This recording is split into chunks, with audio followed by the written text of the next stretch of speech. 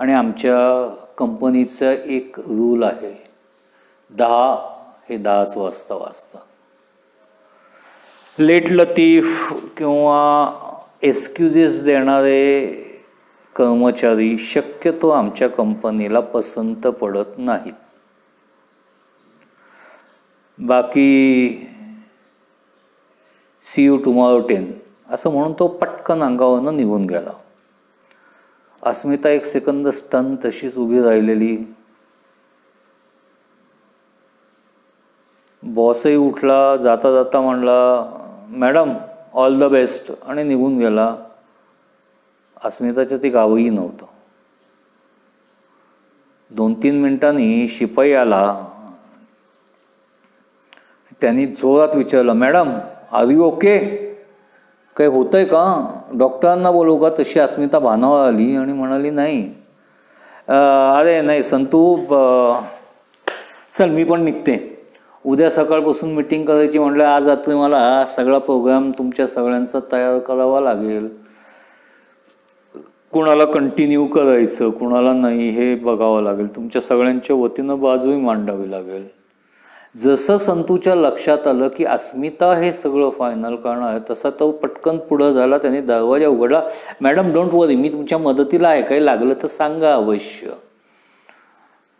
तिच्याही लक्षात आलं की बदललेल्या रोलनी मिळालेला मान आहे.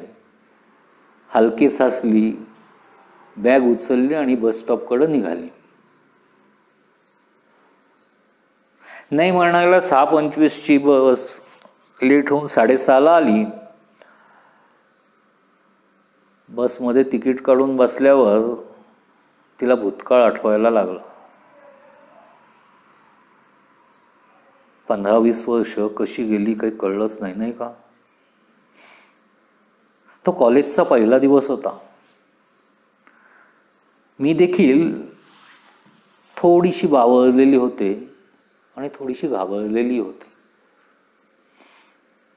बरेच जणांच्या तोंडून बऱ्याच सिनेमात हे ते रॅगिंग हे ते शब्द ऐकलेले होते. त्या सगळ्या गोष्टींचा नाही म्हणायला थोडाफार परिणाम माझ्याही डोक्यावर झालेला होता.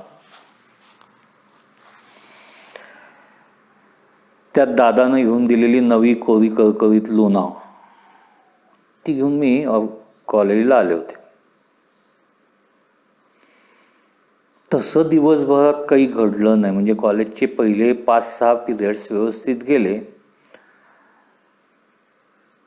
आणि असं असतं ना, शाळेसारखी बंधनं नसतात कॉलेजमध्ये, जरा मोठं व्हावं लागतं. म्हणून मी पण विचार केला की राहिलेले 2 पिरियड्स बंक होऊन आपण घरी जाऊ. पण गाडी काढली, पॅन्डल मारून स्टार्ट केली, मस्तपैकी एकदा फळ आवाज काढला, चाक व्यवस्थित गारकन फिरतं हे बघितलं, गाडी स्टँडवरनं उतरवली, एकदम मागणं मोठ्यांदा आवाज आला, ओ मॅडम बघा ना. मी डचकले, घाबरले. मी पटकन गाडी बसणं बाजूला झाले, गाडी परत स्टँडवर लावली आणि वळून बघितलं. ते एक मुलगा उभा होता, गोरा घारा, मीडियम बिल्डचा. चेहऱ्यावरून हुशार असावा असं वाटत होतं. मी त्याला विचारलं घाबरून, काय झालं? त्याने चटकन हात दाखवला माझ्या गाडीकडं आणि म्हणला, बघा बघा बघा, तुमचं मागचं चाक फिरतंय गोल. मी डचकून बघितलं, हो चाकच आहे ते, गोल फिरणार. आणि मग माझ्या लक्षात आलं की त्यांनी मला चिडवलंय. म्हणून मी रागवून वळले तर तो गायब.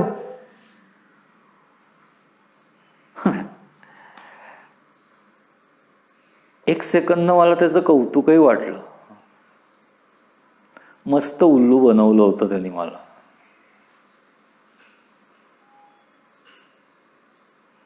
त्याच वेळेला समोरून एक मुलगा, शांत, देखणा, अट्रॅक्टिव्ह, चालत चालत माझ्यापाशी आला.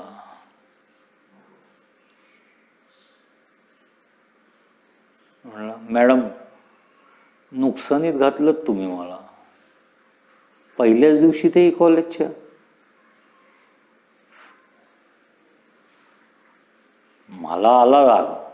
म्हणजे बाई, ओळख ना पाळख आणि हा म्हणतो मी नुकसानीत घातलं, काय संबंध आहे का माझा याच्याशी? माझ्या डोळ्यातले प्रश्नचिन्ह वाचून हसला आणि म्हणला, नाही, माझा अंदाज चुकला, त्याची किंमत मला 100 रुपये भरावी लागणार आहे. एकंदरीत तुमच्या ॲपिरन्स आणि चालण्या बोलण्यावरून असं वाटलं होतं की तुम्ही धीट आणि हुशार आहात.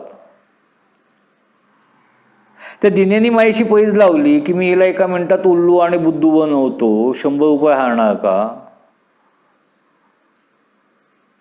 आणि तुम्ही बनलात.